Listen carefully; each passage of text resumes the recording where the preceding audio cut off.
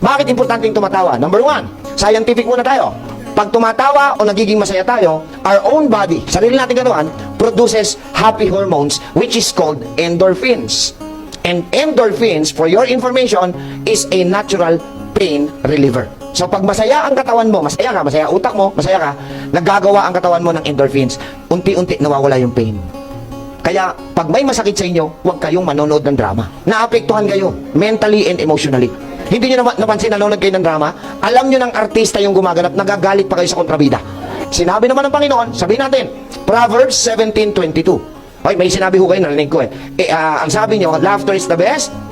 Sabi ng tao yon. Ang sabi ng Diyos, Proverbs 17:22, a merry heart, hindi laughter, a merry heart, ang masayahing puso. Tama? Ay mabisa pa kaysa gamot. Pero ang malungkuting puso at espiritu ay nakatutuyot hanggang buto. Hindi totoo yung laughter is the best medicine. A merry heart, masayahing puso. Alam niyo kung bakit pinabubulaanan ko yung laughter is the best medicine? Sa mental hospital, araw-araw tumatawa.